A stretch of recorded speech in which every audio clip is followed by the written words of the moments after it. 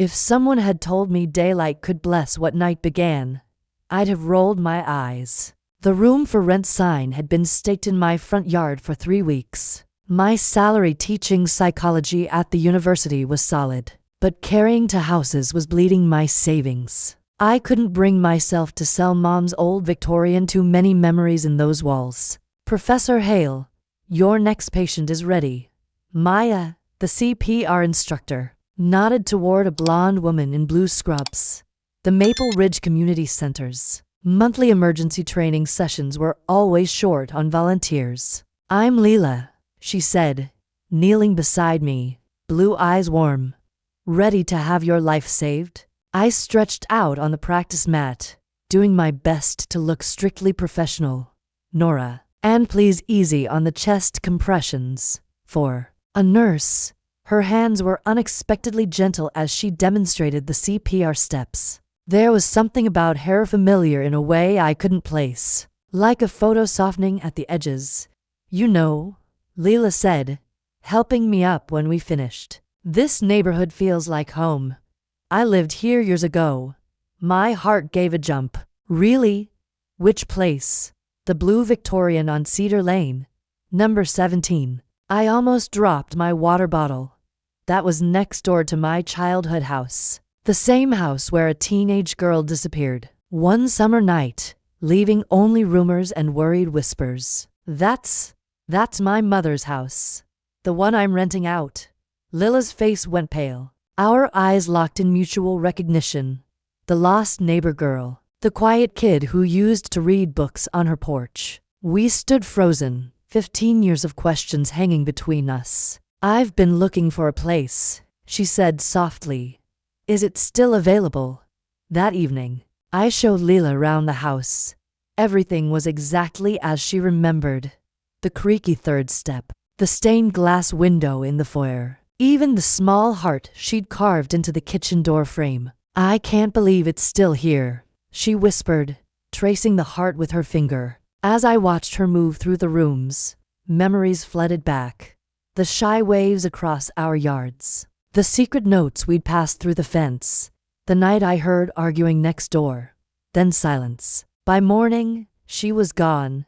The rent is reasonable, I said, trying to sound businesslike despite my racing thoughts. And it's close to the hospital where you work. Leela turned to me, her expression a mix of hope and hesitation. Nora, about what happened back then. You don't have to explain, I interrupted. The past is past. But as I handed her the rental agreement, our fingers brushed. That familiar spark, the one I'd felt all those years ago, flickered to life. Some things, it seemed, refused to stay in the past. I'll take it, she said, her signature flowing across the paper.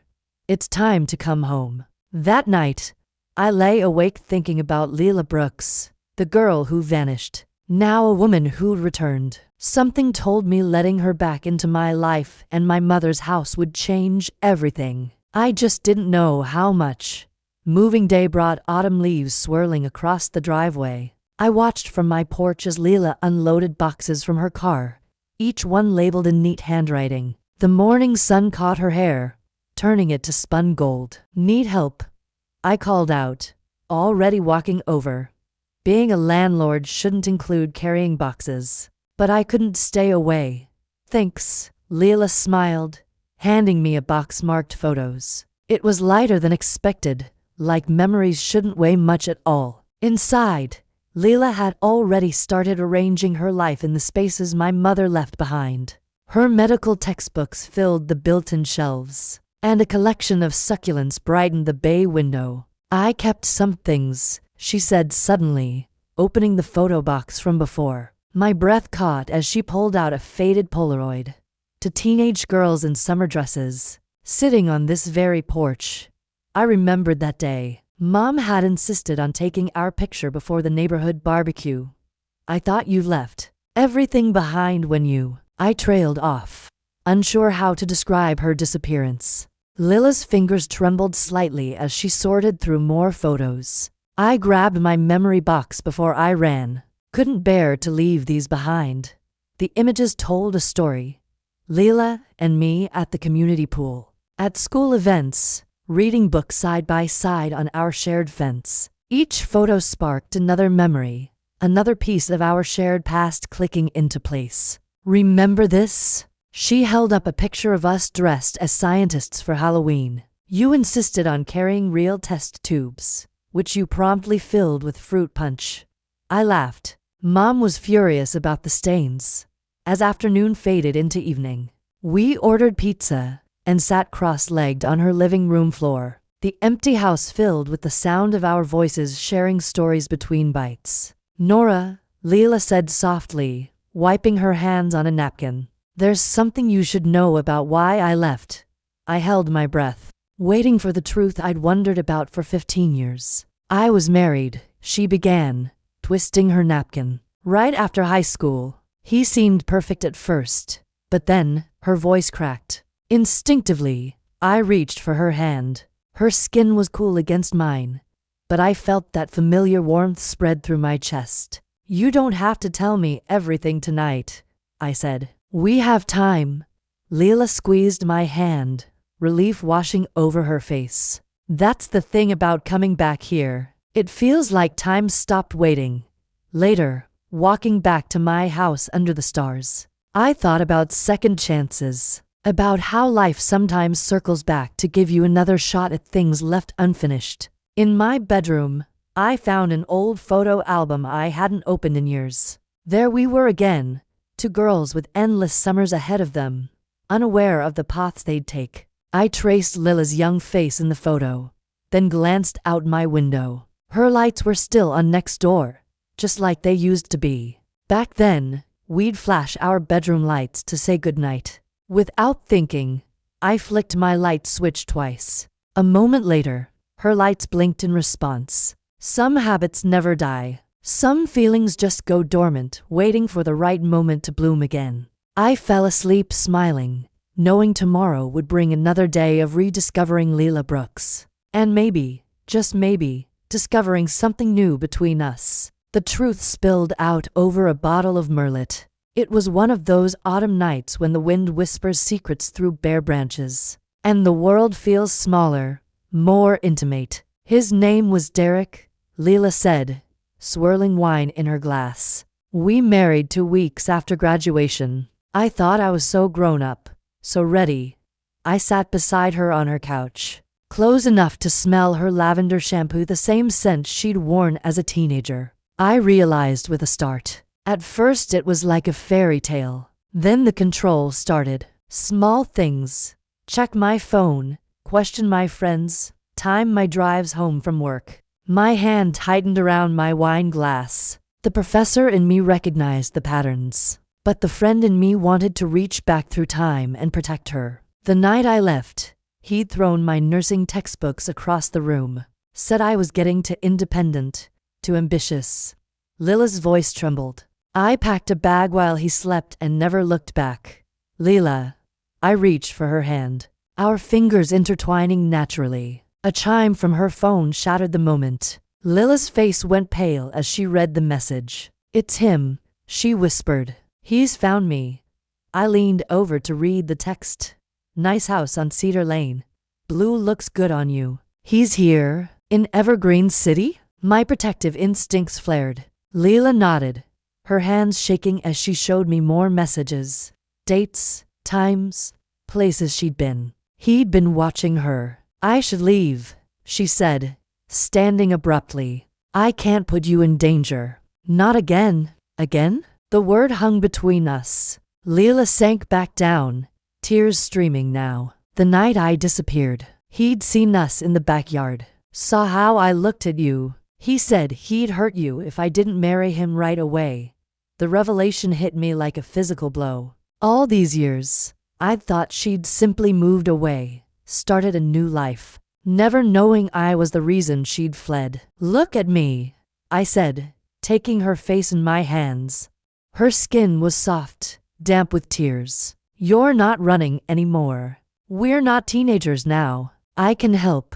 Something shifted in the air between us. Lila's eyes dropped to my lips, then back up. For a heartbeat, I thought she might kiss me. My pulse raced at the possibility. The moment shattered as headlights swept across the windows. Leela jumped back, panic flooding her features. "It's just the neighbor's car," I assured her, but we both knew this peace couldn't last. We spent hours making plans. I insisted she install security cameras. She agreed to file a police report. When exhaustion finally overtook us, we'd formed a united front against the shadows of her past. "Stay here tonight," Leela said as I stood to leave. "Please." Like our old sleepovers. I hesitated, knowing it would blur the lines between landlord and whatever we were becoming. But one look at her vulnerable expression decided me. We fell asleep on opposite ends of the couch, an old movie playing softly. In the middle of the night, I woke to find Lila's head on my shoulder, her breathing deep and peaceful. I stayed perfectly still, savoring her warmth, her trust. Outside, autumn leaves skittered across the porch like whispered warnings. But in here, in this moment, we were safe. We were home. Tomorrow would bring its challenges. Derek was out there, watching. But as I drifted back to sleep, I made a silent promise. This time, I wouldn't let anyone tear Leela away from me. Some things were worth fighting for. Some people were worth protecting. And sometimes, love that was interrupted finds its way back stronger for the waiting. Monday morning hit like a splash of cold water. Standing in front of my psychology class, I struggled to focus on cognitive behavioral therapy while my thoughts kept drifting to the woman next door. "Professor Hale?" A student's voice snapped me back. "You were saying about defense mechanisms?" "Right. Professional boundaries." I straightened my blazer and continued the lecture, ignoring the way my skin still tingled from where Leela had rested against me last night. After class, my department head, Dr. Whitaker, cornered me in the hallway. "Nora, a word." His office always smelled of leather and disapproval. I perched on the edge of a chair, watching him shuffle papers. "There's talk," he began, not meeting my eyes. "About your living arrangement. Small town. You understand. People know. Notice things." My spine stiffened. "I'm renting to a healthcare professional. Everything's above board." Of course. He cleared his throat. "But given your lifestyle choices, perhaps some distance would be wise." "Tenure review is coming up." I stood, anger burning in my chest. My personal life isn't relevant to my teaching abilities. Back in my office, I found a text from Leela. "Need help with psychology department fundraiser. I'm good with decorations." I smiled despite my mood. The annual fundraiser was my least favorite obligation, but suddenly it seemed more appealing. That evening, we transformed the university's stuffy conference room into an elegant space. Leela balanced on a ladder hanging fairy lights while I arranged name cards. "Careful up there," I called, trying not to stare at how her jeans hugged her curves. "Always the worrier," she teased, reaching higher. "Hand me that last strand?" I stepped closer, lights in hand. Our fingers brushed during the exchange, sending electricity through my arm. Leela wobbled slightly, and I steadied her with a hand on her hip. Time suspended. Heat flared where my palm met hers. Leela looked down at me, blue eyes shadowed with something unspoken. "Nora," she breathed. The door crashed open. We sprang apart as my teaching assistant barreled in, arms stacked with programs. "Sorry," Maya chirped, oblivious to the moment she'd shattered. "Where do you want these?" Later, as we set out centerpieces, Leela worked beside me in easy quiet. Our hands kept finding reasons to touch, reaching for the same bloom, straightening the same ribbon. "Your department head was watching earlier," she murmured. "He didn't look happy." I kept my attention on the flowers. "He's worried about appearances. Because of me? Or because of us?" The words hovered, heavy with possibility. I met her gaze. "There is no us," I said softly. "Not officially, but unofficially." Her hand slid over mine on the table. Before I could answer, Maya reappeared with another load. Leela drew back, though the warmth stayed. "We worked late," remaking the room. Every so often I caught Leela watching me, an expression on her face that sent my heart racing. I walked her to her car. Our shoulders brushed. Campus was hushed, street lights throwing long shadows. "Thanks for helping," I said as we stopped at her door. "Thanks for letting me." She hesitated, then lifted a strand of hair from my face. The lightest touch, and still it sent a shiver through me. I watched her drive off, Dr. Whitaker's cautions echoing in my head. Professional boundaries felt paper-thin compared to how Leela made me feel.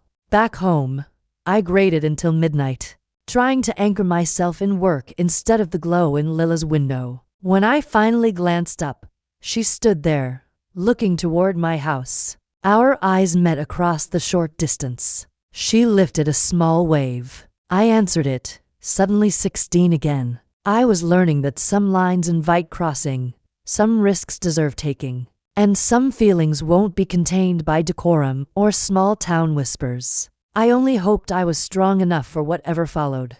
The storm blindsided everyone. One moment, Evergreen City had a mild winter evening. The next, a blizzard swallowed the streets. I was grading when the power faltered and died. Through my frosted window, Lila's place went dark, too. My phone lit with her text. "Freezing over here. Company?" Wind roared as I waded through knee-deep snow between our houses. Leela opened the door in 3-layered sweaters, worry in her eyes. "Forecast says it's getting worse," she said, pulling me inside. "Roads are already closed." We gathered every candle we could find, scattering small pools of warmth through the dark. The temperature kept sliding down as the heat fell silent. "I found these." Leela emerged from upstairs with an armful of blankets and half a bottle of whiskey. "My hero." I laughed, helping her arrange a nest of blankets on the living room floor. The whiskey burned warm in our throats as we huddled together, watching ice patterns form on the windows. Outside, the storm raged, but in here, time seemed to slow down. "Remember that summer storm?" Leela asked, pulling a blanket tighter around us. "When we were kids. The one where we built a blanket fort and told ghost stories." She nodded, shifting closer. "Mom was so mad about all the sheets we used." Her body heat radiated through layers of clothing. I could smell her lavender shampoo mixed with something uniquely Leela. "I've thought about you," she said suddenly, her voice barely above a whisper. "All these years, wondering if you hated me for leaving." "I could never hate you." The whiskey made me brave. "I missed you too much for that." Leela turned to face me, our faces inches apart in the candlelight. A strand of her hair had escaped her messy bun, and without thinking, I reached to tuck it behind her ear. Her breath caught. My hand lingered on her cheek, thumb tracing her jawline. The storm faded away, leaving only the sound of our hearts beating. "Nora," she breathed, and then she was kissing me. Her lips were soft, tasting of whiskey and possibilities. Years of unspoken feelings poured into that kiss, making me dizzy. My hands tangled in her hair as she pulled me closer. When we finally broke apart, the candles had burned lower, casting dancing shadows on the wall. Lila's eyes were bright in the dim light, her cheeks flushed. "I've wanted to do that since high school," she confessed, resting her forehead against mine. "Why didn't you?" I was scared. Of my feelings. Of what others would think. Of him. The mention of Derek hung between us like frost. I pulled her closer, protective. "He can't hurt us anymore," I promised, though we both knew it might not be true. We talked through the night as the storm raged, about the years we'd lost, the feelings we'd hidden, the future we might build. When exhaustion finally claimed us, we fell asleep tangled together under the blankets. I woke once in the darkness to find Leela watching me, her fingers tracing patterns on my arm. "What are you thinking?" I murmured. "That some things are worth waiting for." She smiled, pressing a soft kiss to my shoulder. Morning found us still wrapped in blankets, watching sunlight sparkle off the snow outside. The power was still out, but neither of us moved to leave our warm cocoon. "What happens now?" Leela asked, her head resting on my chest. I kissed her forehead, thinking of Dr. Whitaker's warnings, of Derek's threats, of all the obstacles ahead. Now we stop running, I said. Now we fight for this. The storm had passed, leaving our world transformed. Like the snow outside, everything felt clean and new, full of possibility. Some storms, I realized, don't destroy. Some storms clear the way for something beautiful to grow. Spring came early to Evergreen City, bringing cherry blossoms and complications. Leela and I had settled into a quiet rhythm, sharing morning coffee and stolen kisses between our busy schedules, until the morning Dr. Whitaker's secretary appeared at my office door. "He needs to see you immediately," she said, her expression carefully neutral. I found him standing at his window, hands clasped behind his back. On his desk lay a local newspaper, folded to show a photo from last week's hospital fundraiser. Leela and I were caught in an unguarded moment, my hand on her waist, both of us laughing. "This isn't about your personal choices," he began, still facing the window. "It's about the university's reputation." "With all due respect," I interrupted, "my relationship status doesn't affect my teaching ability." He turned, his face flushed. "Your unusual living arrangement is becoming a topic of discussion among the board members. Tenure decisions require careful consideration." The threat was clear. My hands trembled as I left his office, but anger kept me steady. I was still fuming when I reached my afternoon class. Then I saw him, a man I didn't recognize sitting in the back row. His eyes followed my every move. After class, he approached my desk. "Professor Hale?" "Derek Mercer, Lila's husband." Ice flooded my veins. He was shorter than I'd imagined, but his smile held something dangerous. "Ex-husband," I corrected, gathering my papers. "And you're not welcome here." "She'll come back," he said softly. "She always does. Unless someone's poisoning her mind." Students filtered in for the next class. Derek stepped closer, his voice dropping. "Stay away from her, or I'll make sure everyone knows about your inappropriate relationship with a tenant." Something snapped inside me. Years of hiding, of careful boundaries, of letting bullies win. It ended here. "Listen carefully," I said, matching his quiet tone. "Leela isn't yours anymore. Touch her, threaten her, even look at her wrong, and I'll bury you under so many restraining orders you'll need GPS to stay legal." He blinked, surprised by my backbone. "And Derek," I added as he turned to leave, "I'm not a scared teenager you can intimidate. I'm a tenured professor with friends in the university board, local media, and law enforcement. Try me." The lie about tenure slipped out easily. Sometimes you had to project the strength you needed. That evening, I found Leela pacing our shared backyard. "He came to the hospital," she said, hugging herself. "Started telling nurses about our reconciliation." I pulled her into my arms, breathing in her familiar scent. "He came to the university, too." She stiffened. "Nora, I'm so sorry. Your career is less important than you." I cupped her face in my hands. "I'm done hiding." The kiss we shared was witnessed by several neighbors, including Mrs. Caldwell. "The biggest gossip on Cedar Lane. Let them talk," I whispered against her lips. Later, curled together on my couch, Leela traced patterns on my palm. "What did Whitaker say about the photo?" "Nothing that matters." I kissed her temple. "Some things are worth fighting for, but tenure is just a job." I turned to face her. "You're more than that. You're home."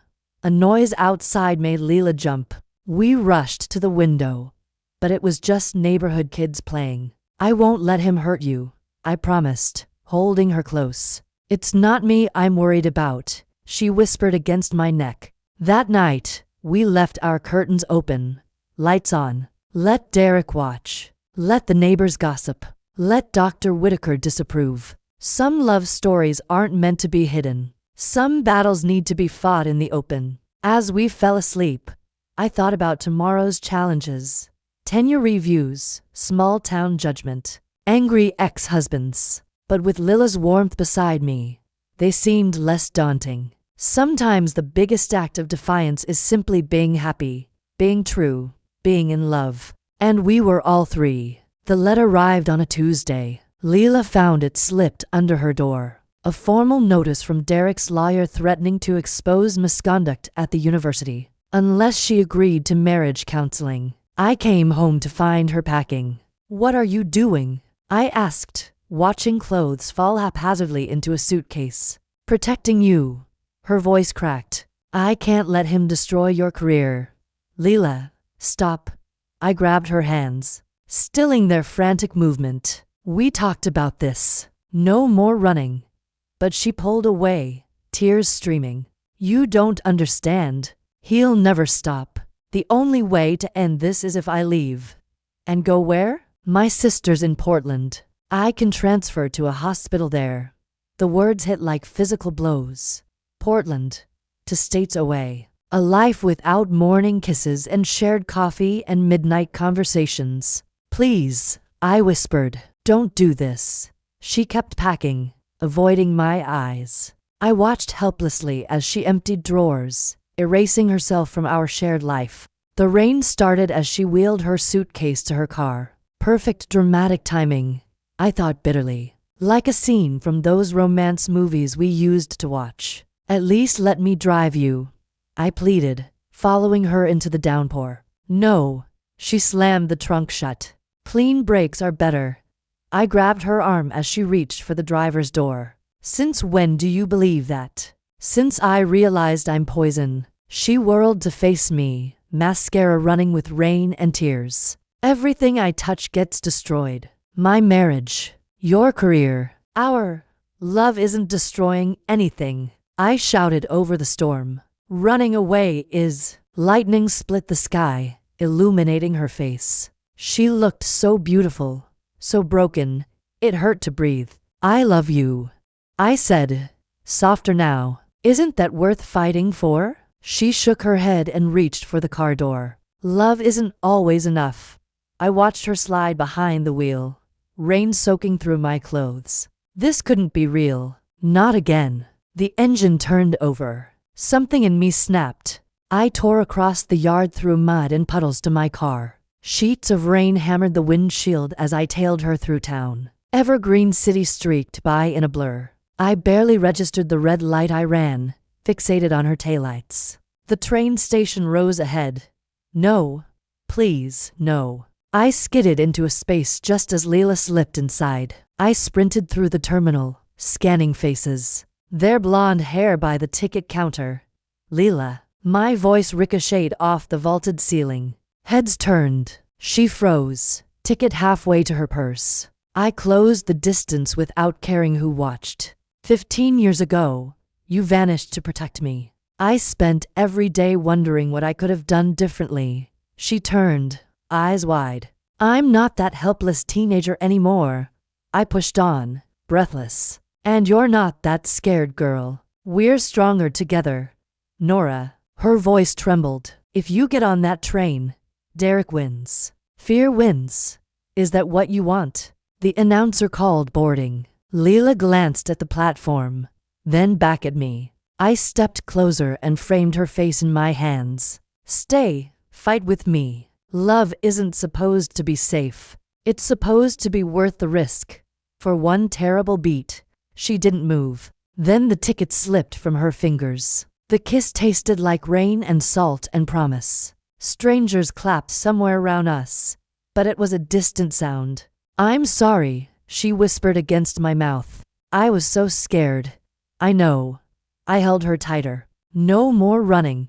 We drove home through the storm, her hand clasped in mine. By the time we turned onto Cedar Lane, the rain had softened, a rainbow breaking through the clouds. Subtle metaphor, Leela laughed, swiping at her eyes. Some battles are won with grand gestures, some with quiet resolve. But the greatest victories come when we choose love over fear, staying instead of fleeing. That night, with Leela in my arms, I knew we'd chosen right. Let Derek connive, let Whitaker bluster. We'd face it together. The best love stories can abide a little rain. The tenure review boardroom felt icier than usual. 5 pairs of eyes stared from behind the mahogany table. Dr. Whitaker's the keenest. Professor Hale, Dean Reynolds began, your record is exemplary. However, concerns have been raised about your personal conduct. I sat a little taller. Hearing Lila's words from that morning, show them who you are. My personal life hasn't interfered with my teaching, I said evenly. My student evaluations and publications speak for themselves.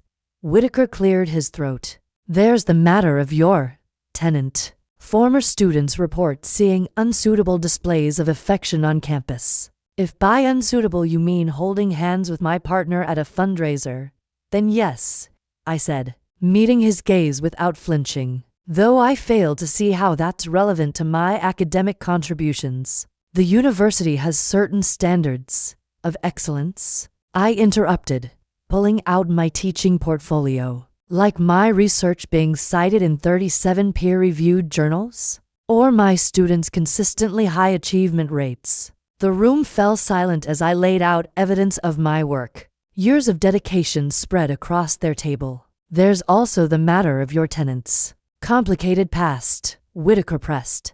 My hands clenched under the table. Dr. Whitaker, are you suggesting that my partner's experience as a domestic violence survivor somehow diminishes my qualifications? Dean Reynolds sat up straighter. Domestic violence? Yes. I took a deep breath, which is why she'll be testifying against her ex-husband this afternoon. I'd planned to support her, but this meeting was scheduled rather suddenly. The implied accusation hung in the air. Whitaker shifted uncomfortably. 3 hours later, I sat in a courthouse watching Leela take the stand. She wore the blue blazer I loved, her spine straight as steel. Please state your name for the record. Leela Brooks. Her voice carried clear and strong. Derek sat with his lawyer, trying to catch her eye. She looked only at the judge. Miss Brooks, please describe the events of August 15, 2009. Lila's testimony unfolded like a nightmare. The controlling behavior, the throne books, the threats against me. With each word, she grew stronger. He said he'd hurt Nora if I didn't marry him, she finished. I was 18 and terrified, so I ran. Derek's lawyer tried to paint her as unstable, vindictive, but Lila's hospital records told the truth. Old fractures documented, threats, police reports from 3 states. During a recess, I found her in the hallway, hands shaking. You're doing great, I whispered, passing her a coffee. The tenure review doesn't matter. I squeezed her hand. This is more important. Back inside. The judge listened as Derek's pattern of harassment emerged. The stalking, the fake reconciliation claims, the threats against my career. Your Honor, Leela concluded, I'm not here for revenge. I'm here so other women know, so they can stop running, stop hiding, start living. The restraining order was granted. 3 years, no contact, monitored communication only through lawyers. Derek stormed out, but Leela stayed seated, tears falling silently. It's really over, she whispered. I held her as she cried, right there in the courtroom. Freedom, I learned, sometimes sounds like quiet sobs. That evening, we sat on our porch swing, watching stars appear. I got an email, I said finally, from Dean Reynolds. Leela tensed beside me. The review board. Apparently my commitment to justice and academic excellence impressed them. I smiled. Tenure approved. Her kiss tasted of joy and victory. Above us, a shooting star streaked across the sky. Make a wish, Leela murmured, but looking at her strong, free mind, I couldn't think of anything else to wish for. Some battles end with big declarations, others with quiet paperwork and brave testimonies. But the best victories are the ones that clear the way for love to grow without fear. We'd won both our fights today. Now we could focus on building something beautiful from the ashes of what we'd overcome. After all, the strongest foundations are built on truth, courage, and love that refuses to hide. The rainbow flag appeared on my office door on a Monday morning. By lunch, there were 3 more. Your students have been busy, Leela remarked, bringing me coffee between classes. I touched the flags gently. I didn't put these up. We did. Maya, my teaching assistant, appeared in the doorway. And that's just the beginning. She wasn't kidding. Over the next week, rainbow flags bloomed across campus like spring flowers. They appeared on bulletin boards, laptop stickers, even chalked on sidewalks. Then came the petition. Over 2,000 signatures, Maya announced, dropping a thick stack of papers on my desk. Students, faculty, and staff supporting LGBTQ rights at the university. Leela picked up the top sheet, reading aloud. We stand with Professor Hale and all LGBTQ faculty members who enrich our academic community. I blinked back tears, overwhelmed by the support. The movement spread beyond campus. At the hospital, Lila's colleagues started wearing rainbow pins on their scrubs. Dr. Alvarez organized it. She told me over dinner. Said it was time the medical community showed its true colors. Even Mrs. Caldwell, our gossip-loving neighbor, surprised us by planting rainbow-colored flowers in her garden. They're perennials, she announced proudly. Here to stay, just like you too. But the real shock came when local media picked up the story. University professors' love story sparks community movement. The article detailed our journey. Childhood friends separated by prejudice, reunited by chance, fighting for acceptance. They made us sound like a romance novel. Leela laughed, reading it over breakfast. Aren't we? I kissed her cheek, stealing a bite of her toast. The publicity brought unexpected allies. Other professors shared their stories. Students opened up about their struggles. Even some board members publicly supported the cause. Dr. Whitaker, notably, requested to transfer to another department. One evening, walking home from campus, we found a group of students painting a mural on the Maple Ridge Community Center wall. It showed 2 women, faces turned toward a rising sun. Is that supposed to be us? Leela whispered, squeezing my hand. It's all of us, one student explained. Everyone who's ever had to hide their love. The mural became a symbol. People started taking photos there, sharing their own stories of courage and acceptance. At the hospital, Lila's supervisor asked her to help establish an LGBTQ patient support group. They say representation matters, she told me, excited about the project. Maybe we can help others feel less alone. Even the university changed. New policies were implemented protecting LGBTQ faculty and staff. The board announced diversity initiatives and sensitivity training. Your love story started a revolution, Maya joked during a department meeting. But she wasn't entirely wrong. Sometimes change starts with 2 people brave enough to stand their ground. One night, we hosted a barbecue in our backyard. Students, colleagues, neighbors, all the people who'd supported us gathered together. Remember when we used to hide? Leela murmured, watching our guests mingle. I thought back to stolen glances, secret notes, years of silence. Never again. Mrs. Caldwell clinked her glass, calling for attention. To Nora and Leela, she announced, for showing us that love is love. The toast echoed through the yard, voices joining in celebration. Later, after everyone left, we swayed together on the porch swing. The mural was visible in the distance, its colors soft in the twilight. Did you ever imagine this? Leela asked, her head on my shoulder. I thought about the scared teenager who watched her disappear, the cautious professor who kept her heart locked away, the woman who finally learned to fight for love. No, I admitted, this is better than anything I could have imagined. Above us, stars winked into view, the same stars that had watched our story unfold from childhood friendship to hidden love to public triumph. Some movements start with protests and placards. Others begin with a simple act of courage.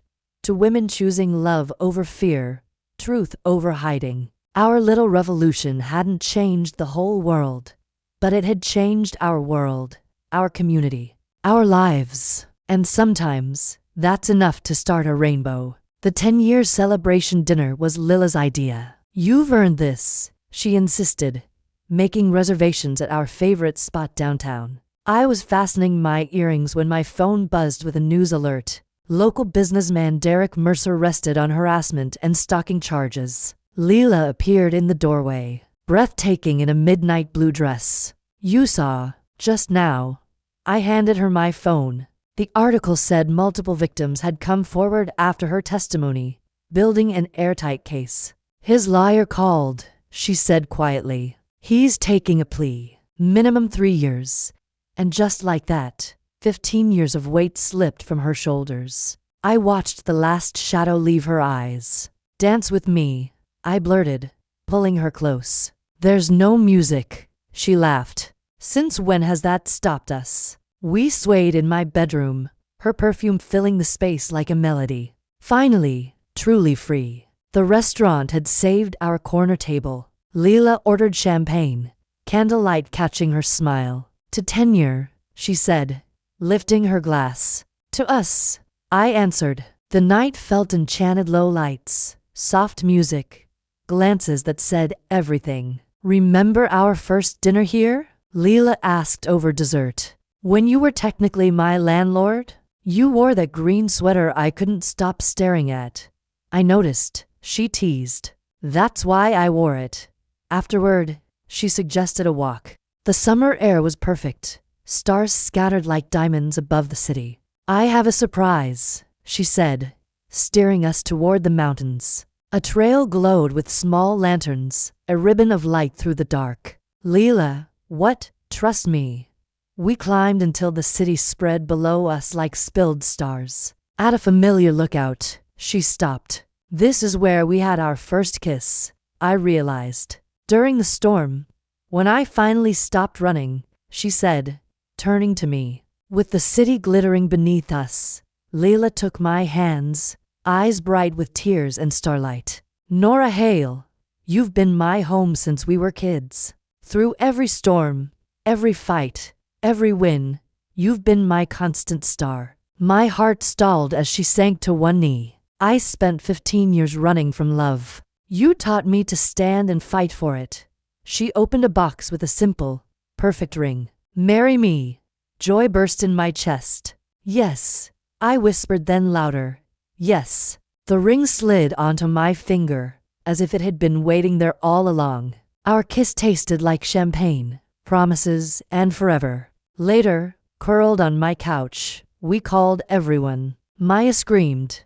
Mrs. Caldwell cried. My students immediately started plotting a campus celebration. "We should look at houses," Lila said, absently turning my ring. "What's wrong with these?" "Nothing. I just want a clean beginning." Our beginning. I thought of everything these walls held sweet and painful. Maybe she was right. As long as there's a porch swing, I bargained. And a big kitchen. And space for a library.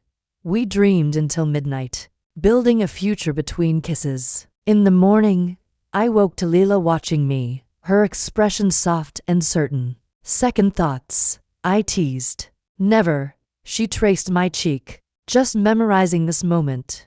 Outside, the sun washed evergreen city in gold. Another perfect day opening like a door. Some victories arrive with legal documents and official decisions. Others with rings, promises, and the bright shape of tomorrow. But the best victories? They come in quiet moments like this.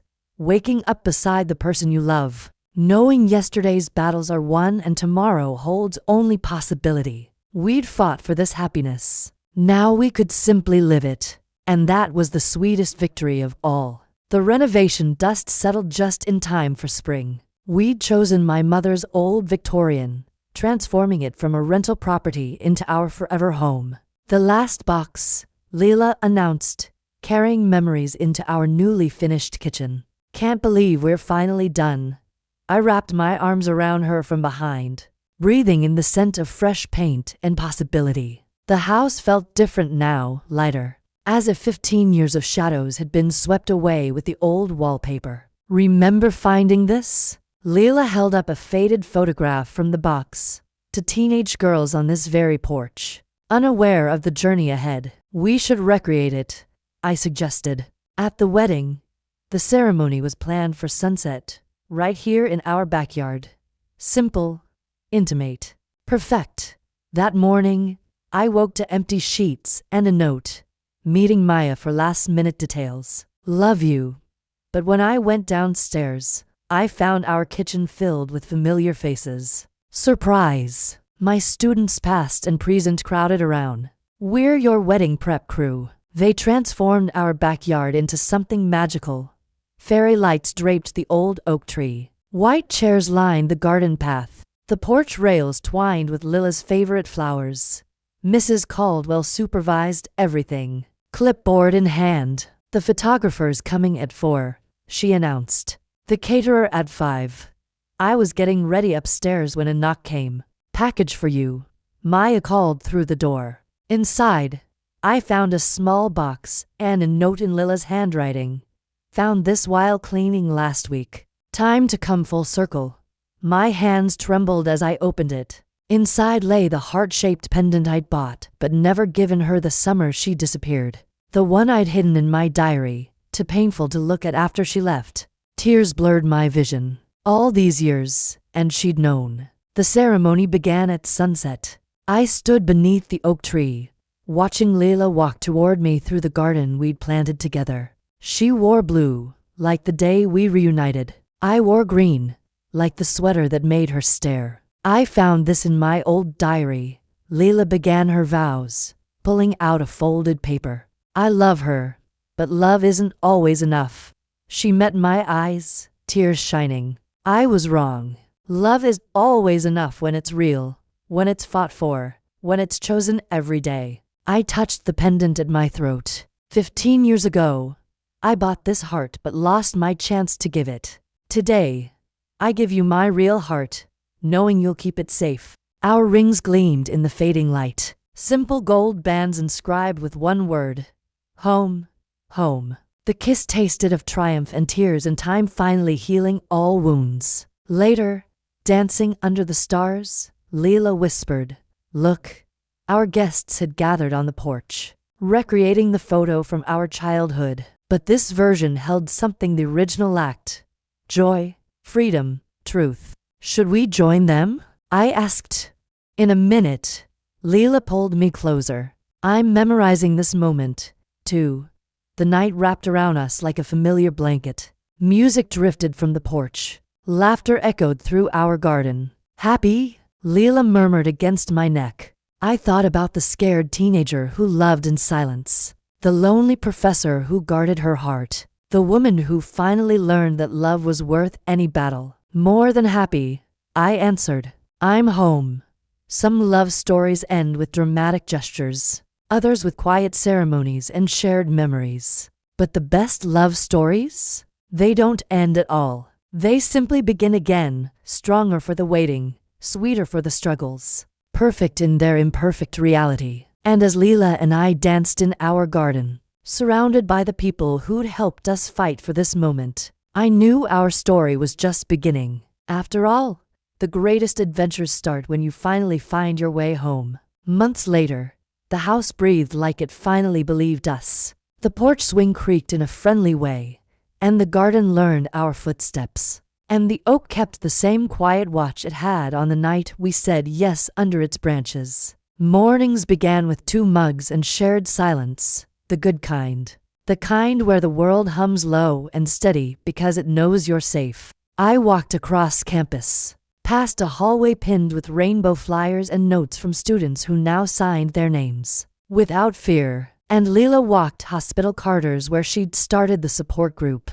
That filled a room once a week with stories heavy as stone and somehow lighter when spoken out loud. And on Fridays, we stopped at the mural and watched strangers take photos and leave with shoulders a little higher. The university settled into its new spine. The board sent me a plaque that said excellence and equity, and I kept it on the shelf between the Madonna I restored and a photo of us in blue and green. The old neighbors waved instead of whispering, and Mrs. Caldwell learned to knock. Then bring pie anyway, because habit is a kind of love, too. We kept our old signal because some rituals are anchors to flicks of the bedroom light. When one of us worked late, then to flicks back, and I swear the house answered with its own small glow. Leela planted herbs in the kitchen window and named them like pets. Rosemary became Rosie, and the basil refused to behave. And we laughed at how we'd once thought happiness needed trumpets, when mostly it needs groceries and calendars and a place for shoes. And that small, holy moment when your key turns and someone calls from the other room. "You're home."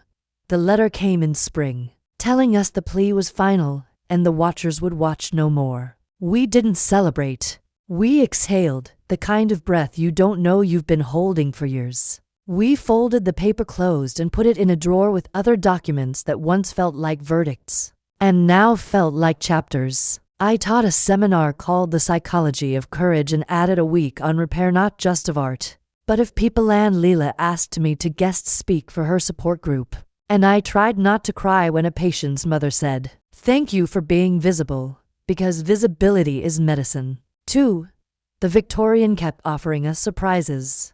Loose floorboard treasure maps, old love letters hidden in a heating vent. One afternoon, we found the faint heart in the kitchen door frame again, almost sanded away by time. Leela traced it with her thumb and then carved a second heart just beneath it. Not bigger, not smaller, just beside the first. The way our lives had learned to be together, side by side. We hosted dinners with mismatched chairs and borrowed plates. And it turned out joy looks good in our house, like it was designed for it. Maya got promoted and still texted too many exclamation points. And the students painted a second mural behind the Maple Ridge Community Center. This time a path winding toward a sunrise. And they hid our initials in the grass like a secret only the attentive would find. When snow came early, it tried to haunt us back into that storm night. But patterns had shifted by then. We kept the candles for romance,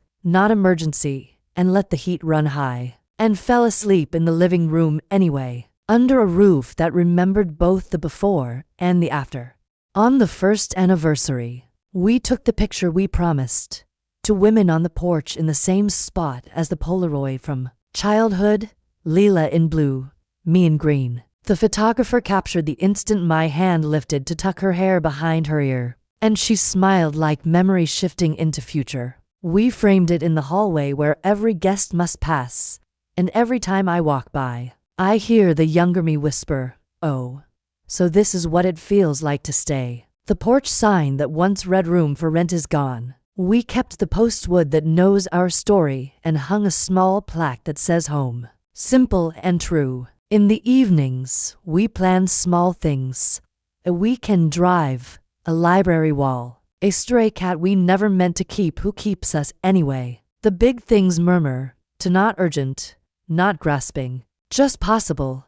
A spare room turned study turned maybe nursery. Or maybe a guest room for friends who need a soft landing. We learned we don't have to decide everything now. We only have to choose each other.